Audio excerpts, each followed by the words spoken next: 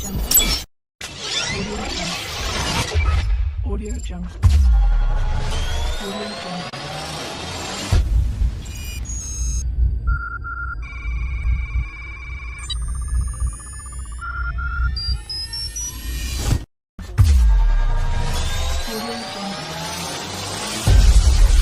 Audio Jungle.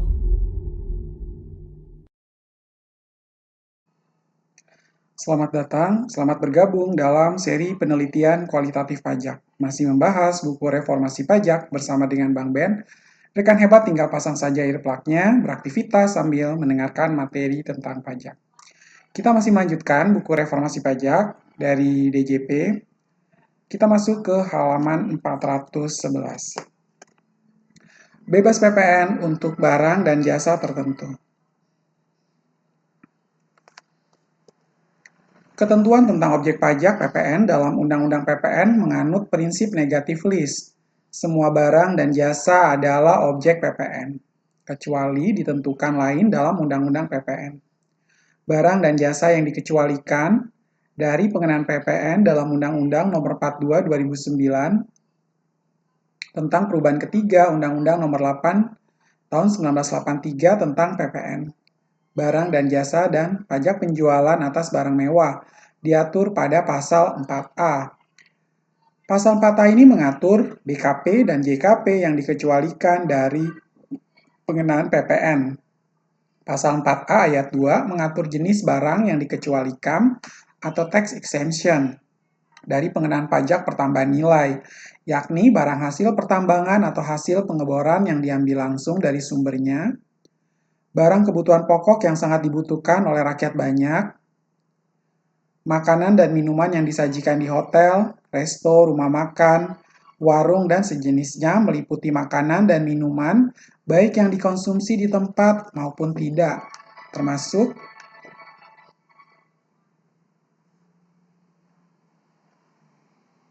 makanan dan minuman yang diserahkan oleh usaha jasa boga atau catering, dan uang, emas batangan, dan surat berharga. Pasal 4A ayat 3 menyebutkan ada 17 jenis jasa yang dikecualikan dari pengenaan PPN.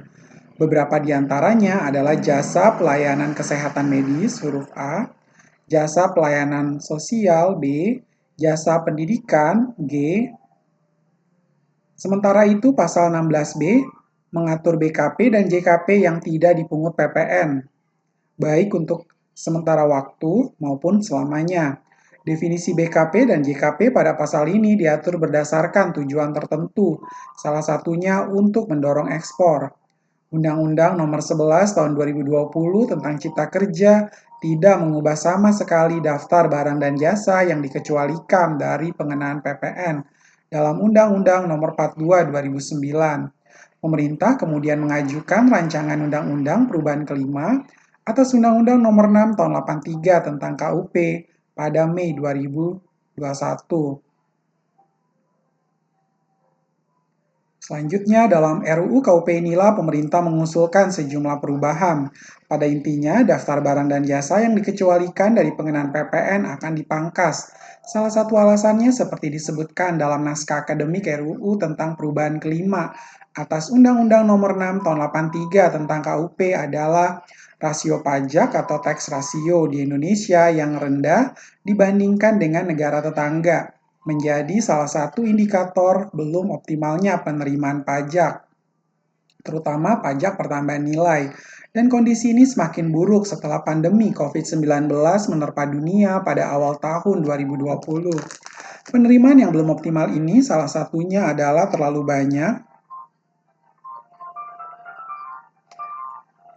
banyaknya jenis barang dan jasa yang dikecualikan dari daftar barang dan jasa yang dikenai PPN. Mengutip hasil kajian IMF berjudul Operationalizing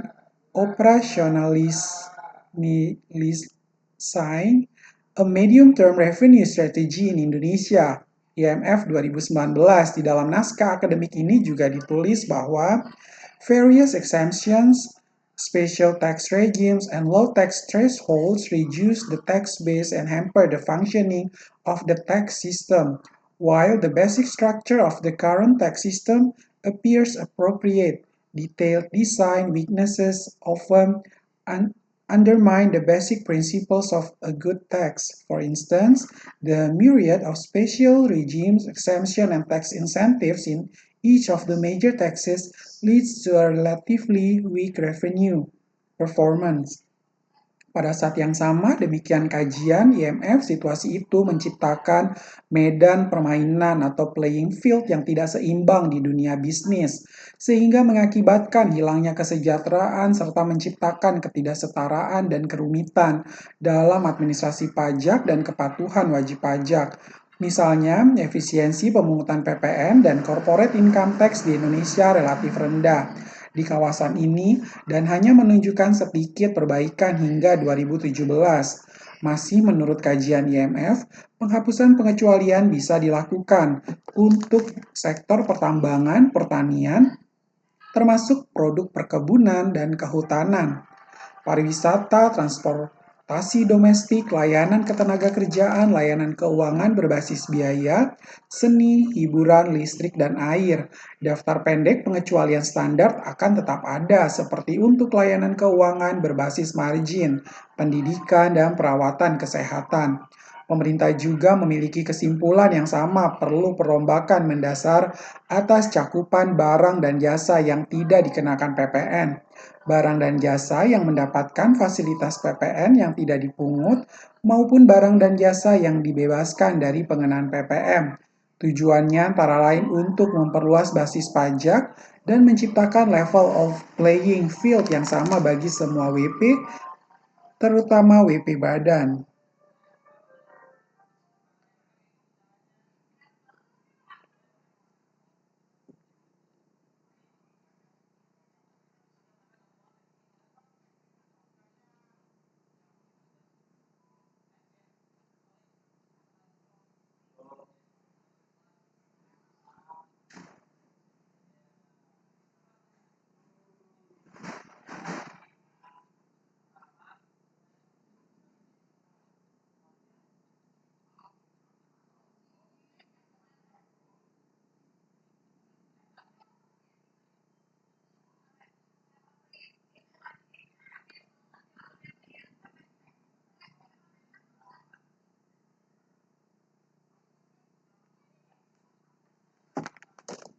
Tapi berbeda dengan kajian IMF, pemerintah menghapus lebih banyak jenis barang dan jasa yang sebelumnya tercantum dalam pasal 4A Undang-Undang PPN.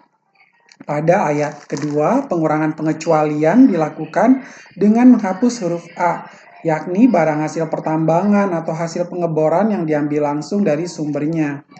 Dan huruf B, yaitu barang kebutuhan pokok yang sangat dibutuhkan oleh rakyat banyak. Selain itu, pada pasal 4 ayat 3 dari 17 jenis JKP, 11 diantaranya dihapus. Ke-11 jenis JKP itu adalah jasa pelayanan kesehatan medis, jasa pelayanan sosial,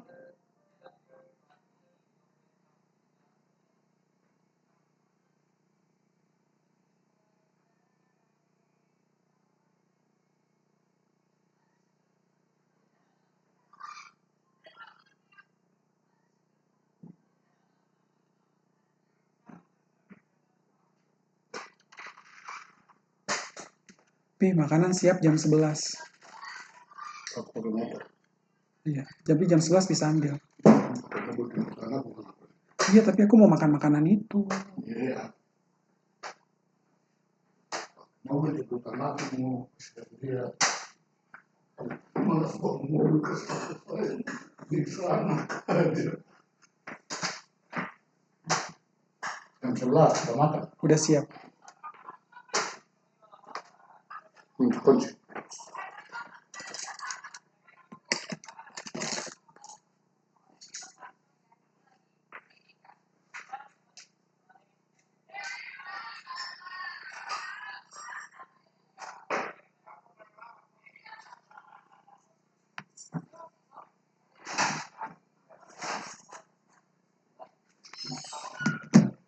Nah, tapi berbeda dengan kajian IMF, pemerintah menghapus lebih banyak jenis barang dan jasa yang sebelumnya tercantum pada pasal 4A Undang-Undang PPN.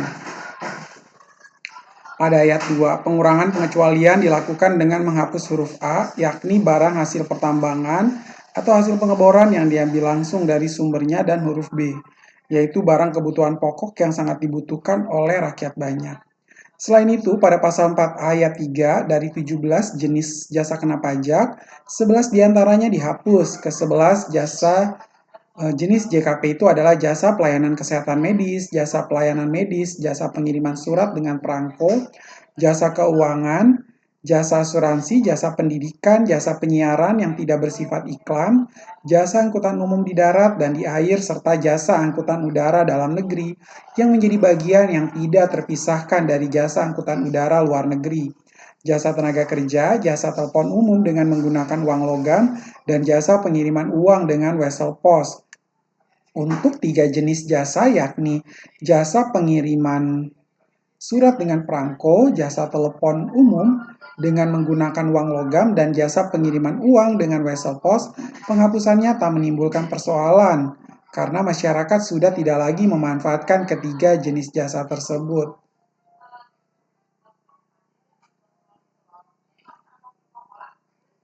Tiga jenis bisnis ini sudah tergilas oleh kemajuan teknologi komunikasi dan informasi yang sangat cepat dalam 10 tahun terakhir. Namun demikian, penghapusan barang-barang kebutuhan pokok pasal 4A ayat 2 huruf B, serta 3 jenis jasa di pasal 4A ayat 3 yakni jasa pelayanan kesehatan medis huruf A, jasa pelayanan sosial B, dan jasa pendidikan G mendapatkan pertentangan dari sejumlah pihak seperti anggota DPR, para ahli, juga masyarakat.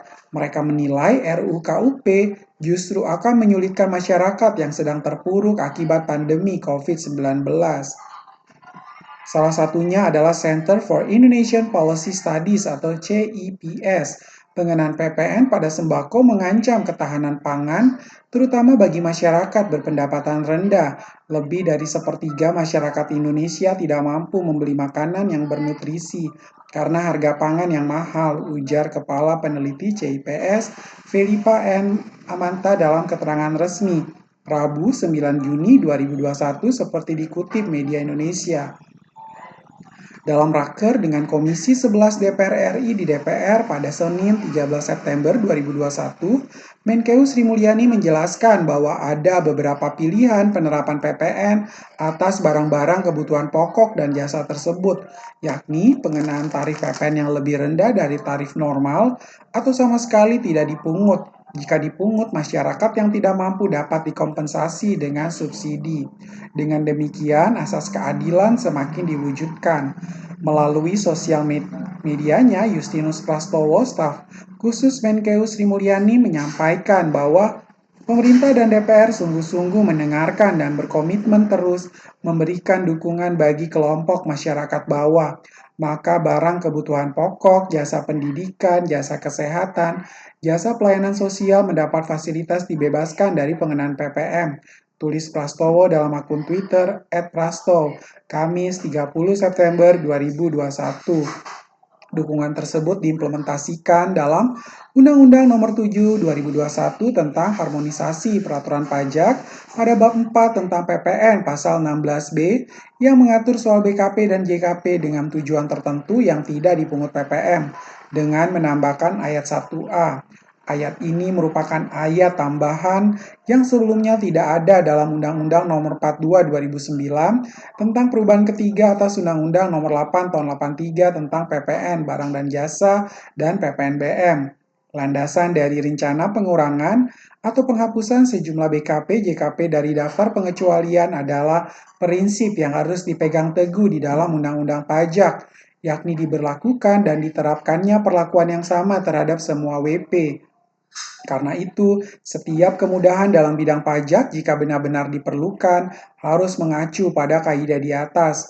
Prinsip ini diterapkan dalam ayat 1A yang menyebutkan bahwa pajak terutang tidak dipungut sebagian atau seluruhnya atau dibebaskan dari pengenaan pajak baik untuk sementara waktu maupun selamanya sebagaimana dimaksud pada ayat 1 diberikan terbatas untuk 10 tujuan. Salah satu tujuan tercantum pada pasal 16B ayat 1A huruf J. Mendukung tersedianya barang jasa tertentu yang bersifat strategis dalam rangka membangun dalam rangka pembangunan nasional, antara lain barang kebutuhan pokok yang sangat dibutuhkan oleh rakyat banyak, jasa pelayanan kesehatan medis tertentu, dan yang berada dalam sistem program jaminan kesehatan nasional, jasa pelayanan sosial, jasa keuangan, jasa asuransi, jasa pendidikan, jasa angkutan umum di darat dan di air, serta jasa angkutan udara dalam negeri yang menjadi bagian tidak terpisahkan dari jasa akuntan luar negeri dan jasa tenaga kerja. Sebagai contoh, dalam penjelasan Undang-Undang HPP disebutkan bahwa BKP yang dibebaskan dari pengenaan PPN antara lain barang kebutuhan pokok yang sangat dibutuhkan rakyat banyak meliputi beras, gabah, jagung, sagu, kedelai, garam baik yang beriodium maupun yang tidak beriodium, daging baik daging segar maupun daging olahan, telur, susu baik susu peram maupun susu yang sudah diolah, buah-buahan dan sayur-sayuran segar. Sementara itu, salah satu jasa yang dibebaskan dari PPN adalah jasa pendidikan.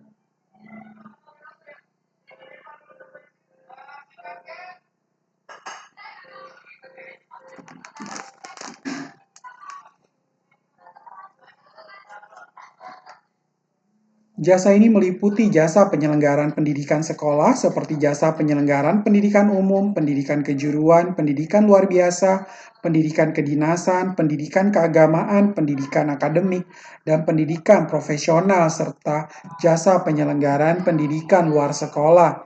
Sedangkan jasa pelayanan kesehatan medis meliputi jasa kesehatan tertentu antara lain jasa dokter umum, dokter spesialis, dokter gigi, jasa dokter hewan, jasa ahli kesehatan seperti ahli akupuntur, ahli gizi dan ahli fisioterapi, jasa kebidanan dan dukun bayi, jasa paramedis dan perawat, jasa rumah sakit, rumah bersalin, klinik kesehatan, lab kesehatan, dan sanatorium, serta jasa psikolog dan psikiater. Jasa pengobatan alternatif termasuk yang dilakukan oleh paranormal juga masuk kelompok yang terbebas dari PPN. Jasa kesehatan yang ditanggung oleh Jaminan Kesehatan Nasional juga dibebaskan dari pembayaran PPN. Jasa pelayanan sosial yang juga dibebaskan dari PPN meliputi jasa pelayanan panti asuhan, panti jompo, jasa pemadam kebakaran, jasa pemberian pertolongan pada kecelakaan, jasa lembaga rehabilitasi, jasa penyediaan rumah duka atau jasa pemakaman termasuk krematorium, dan jasa di bidang olahraga yang tidak mencari keuntungan. Perubahan lain. Tarif pajak penghasilan badan dalam Undang-Undang HPP diubah dari sebelumnya yang diatur dalam Undang-Undang Nomor 2 Tahun 2020 tentang penetapan PP pengganti Undang-Undang Nomor 1 2020 tentang kebijakan keuangan negara dan stabilitas sistem keuangan untuk penanganan pandemi COVID-19 dan atau dalam rangka menghadapi ancaman yang membahayakan perekonomian nasional dan atau stabilitas sistem keuangan menjadi undang-undang serta Undang-Undang Nomor 11 2020 tentang Cipta Kerja.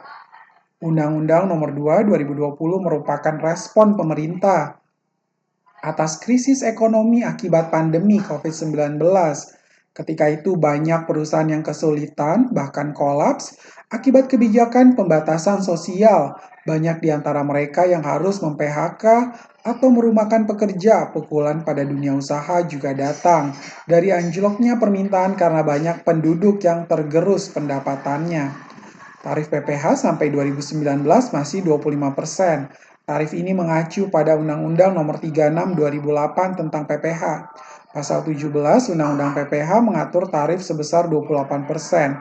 Untuk WP Badan dalam negeri dan BUT, tarif ini dapat diturunkan menjadi paling rendah menjadi 25%. Dalam undang-undang ini juga ditambahkan pasal 2A yang menetapkan tarif PPh Badan sebesar 25% mulai berlaku pada tahun pajak 2010. Pengaturan soal PPh Badan kemudian diubah dalam Undang-Undang Nomor 2 Tahun 2020 bagian ketiga tentang kebijakan di bidang pajak pada pasal 5 ayat 1 sampai 3 disebutkan penyesuaian tarif PPh WP Badan dalam negeri dan BUT diturunkan menjadi 22% pada tahun 2020 dan 2021 dan menjadi 20% mulai berlaku pada tahun 2022. Namun pengaturan ini kembali diubah Pada 2021, Undang-Undang HPP Bab 3 tentang PPh Pasal 17 Ayat 1 huruf B menetapkan tarif PPh badan menjadi 22% yang mulai berlaku pada 2022 tidak lagi 20% sebagaimana diatur dalam Undang-Undang Nomor 2 Tahun 2020. Pengaturan lain yang diubah dalam tarif PPh untuk PT yang paling sedikit 40% sahamnya diperdagangkan di BI dalam Undang-Undang Nomor 36 2008, perusahaan yang memenuhi kriteria ini mendapatkan tarif 5% lebih rendah dari tarif yang berlaku umum. Dengan pengaturan ini, perusahaan publik tersebut hanya membayar PPh sebesar 20% mulai 2010 hingga 2019. Besaran pemotongan tarif PPh sebesar 5% ini kemudian diubah oleh Undang-Undang Nomor 2 2020 menjadi 3%. Angka 3% ini masih dipertahankan oleh Undang-Undang Nomor 7 2021 tentang harmonisasi peraturan pajak. Artinya, perusahaan publik yang 40% sahamnya diperdagangkan di BI hanya membayar PPh badan sebesar 19%. Perubahan besar juga terjadi pada besaran tarif PPN dalam Undang-Undang Nomor 42 2009 tentang perubahan ketiga atas Undang-Undang Nomor 8 Tahun 83 tentang PPN barang dan jasa dan pajak penjualan atas barang mewah. Pasal 7. Tarif PPN ditetapkan sebesar 10% dengan rentang perubahan yang diizinkan sebesar 5-15%. Perubahan tarif ini ditetapkan melalui peraturan pemerintah. Tarif 10% tersebut kemudian diubah dalam Undang-Undang HPP pada bab 4 tentang pajak pertambahan nilai pasal 7. Tarif PPN akan dinaikkan menjadi 11% dan diberlakukan pada 1 April 2022. Tarif ini kembali dinaikkan menjadi 12% mulai 1 Januari 2023. Tentang perubahan masih diberlakukan yakni paling rendah 5% dan paling tinggi 15%. Sama dengan undang-undang sebelumnya, perubahannya dilakukan melalui PP. Namun ada perbedaan pengaturan perubahan tarif ini antara Undang-Undang HPP dengan undang-undang sebelumnya.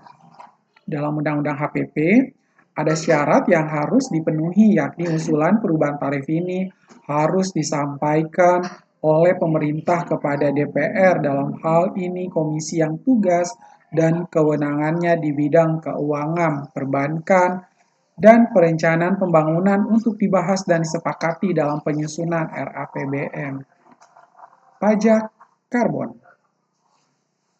Undang-Undang Harmonisasi Peraturan Perpajakan juga memperkenalkan jenis pajak baru, yakni pajak karbon. Seperti disebutkan dalam naskah akademik RUU KUP, ada sejumlah alasan mengapa Indonesia harus mengadopsi pajak karbon. Pertama, pembangunan ekonomi saat ini masih sangat mengandalkan eksploitasi SDA dan penggunaan energi fosil. Dua hal ini menimbulkan kerusakan lingkungan. Dalam penjelasan Undang-Undang HPP disebutkan bahwa dengan jumlah pulau lebih dari 17.000 dan sebagian besar ibu kota provinsi, serta hampir 65% penduduk tinggal di wilayah pesisir, wilayah Indonesia rentan terhadap dampak perubahan iklim, khususnya disebabkan oleh kenaikan muka air serta penggenangan akibat banjir di wilayah pesisir atau ROP. Kenaikan muka air laut selain menyebabkan dampak langsung berupa berkurangnya wilayah akibat tenggelam oleh air laut, rusaknya kawasan ekosistem pesisir akibat gelombang pasang juga menimbulkan dampak tidak langsung berupa hilangnya atau berubahnya mata pencaharian masyarakat, khususnya masyarakat yang tinggal di tepi pantai, berkurangnya areal persawahan, dataran rendah di dekat pantai yang akan berpengaruh terhadap ketahanan pangan, gangguan transportasi antar pulau, serta rusak atau hilangnya objek wisata pulau dan pesisir. Selama ini, biaya untuk memperbaiki kerusakan itu bersumber pada anggaran pemerintah dan masyarakat. The Organization for Economic Cooperation and Development (OECD) pada 1970 sudah merekomendasikan sejumlah prinsip pengelolaan lingkungan. Salah satunya adalah membebankan biaya perbaikan lingkungan ini kepada mereka yang menimbulkan kerusakan, to internalize the externality cost. Prinsip ini dikenal sebagai polluters pay principle. Dengan prinsip tersebut, para pencemar lingkungan wajib memikul biaya-biaya yang dikeluarkan pemerintah untuk menjaga kondisi lingkungan. Prinsip inilah yang menjadi salah satu alasan pengenaan pajak karbon. Prinsip yang lain adalah pembangunan berkelanjutan, the sustainability development, prinsip kehati-hatian, the precautionary principle, prinsip pencegahan, the prevention principle, dan prinsip kedekatan, the proximity principle. Kedua, pajak karbon perlu dirilis untuk mendukung pencapaian target pemerintah di bidang lingkungan dan perubahan iklim. Indonesia sudah meratifikasi Paris Agreement to the United Nations Framework Convention on Climate Change atau Persetujuan Paris atas Konvensi Kerangka Kerja Perserikatan Bangsa-Bangsa mengenai perubahan iklim melalui Undang-Undang Nomor 16 Tahun 2016. Dalam Undang-Undang Nomor 16 2016 disebutkan Indonesia telah menetapkan target pengurangan emisi gas rumah kaca sebesar 29% di bawah business as usual atau BAU pada tahun 2030 dan sampai dengan 41% dengan bantuan internasional. Komitmen ini dituliskan dalam kontribusi yang ditetapkan secara nasional, Nationally Determined Contribution or NDC. Komitmen ini harus terus diperbarui secara berkala. Dalam Undang-Undang Nomor 16 2016 pada pasal 6 ayat 8 juga disebutkan negara-negara yang menandatangani Konvensi Paris mengakui pentingnya pendekatan non-pasar yang terpadu, holistik, dan seimbang yang tersedia bagi para pihak untuk membantu implementasi kontribusi yang ditetapkan secara nasional dalam konteks pembangunan berkelanjutan dan pengentasan kemiskinan secara terkoordinasi dan efektif termasuk melalui antara lain mitigasi, adaptasi, pendanaan, transfer teknologi, dan peningkatan kapasitas secara memadai.